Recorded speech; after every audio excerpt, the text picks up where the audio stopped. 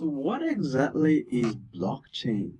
In 2008, a new era in the history of the technology of the world was kicked off when a strange person, I wouldn't say man, because nobody knows who this guy really is. So a strange person called by the name Satoshi Nakamoto published a white paper and explained what a blockchain would look like.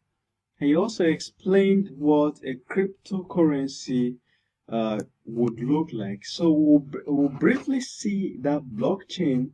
The links to these are in this slide. So if you're checking the description of this video, you'll see the link to the white paper. So, but I'll show you now. Before I do that, I want to slide back a little. So you see that the slide I have, I'll put a link to the slide in the first video, in the description of the first video in this series. You'll see the link to this slide so that you can gain access to some of these links. I have resources here so you can read up more on some of the things I'm explaining. The way I'm explaining it is in such a way that even a non-programmer will understand it perfectly well. So, but if you're a programmer or you're curious enough, you can just go in and read up more on some of the topics I'm covering. So, this Satoshi Nakamoto, this is a pseudonym because nobody really knows this guy. But obviously, whoever this person is, he is very, very rich by now because he was the person that kicked off this cryptocurrency and blockchain revolution. So, a blockchain is simply a block of transactions chained together in chronological order. You understand? That is in the order in which they happened. So let's look at a typical example. Here's the first transaction. Dave sends $5 to Emily at 5 p.m. The reason the time is here is because each block contains the time the transaction was made and the order. So the second transaction contains the number 2 and Dave sends $5 to John at 5:01 p.m. So it turns out that this second transaction will contain details of the first. And then the third transaction, John sends $32 to Cain at 5:03 p.m. And the fourth transaction happens exactly at John sends $3 to Cain at 5:03 p.m. As you can see, there are two identical transactions. The last two seem identical. The only difference is in the transaction number, which is 3 and 4, and the amount of money John sent. But if you look at the time, see that the time is the same.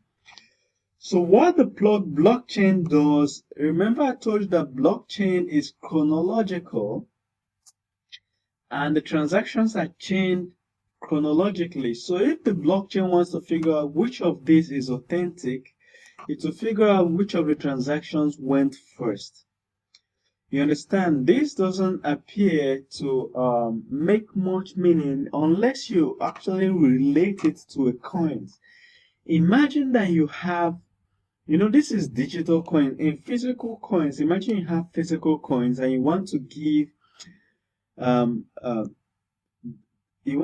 let's say 2 coins to Emily, and you want to give the same 2 coins to John. It's not possible because physically, if you hand over 2 coins to Emily, you can no longer hand over this exact same 2 coins to John. You understand? You have to give John another pair of 2 coins. But digitally, it's possible for somebody to try to trick the system by sending the exact same coins or currency to 2 different people. You understand? So the way the blockchain prevents this is to make sure that for each transaction, it wants to make sure that the first each transaction contains a history, or each block of transactions contain a history of the previous blocks. So if I should check the block of transaction that contains John sends $32 to Ken, I should see a history of all the ones that have happened behind it. So if there are any two conflicting transactions, I'll simply check the time to know which one happened first, or the order in which they happened. So the blockchain will always choose the block that happened first. You understand? So if somebody tried to trick the system, it wouldn't be possible. So, but we'll go in depth into blocks and transactions as we go down. So now look at these two systems. A blockchain is a decentralized system, but most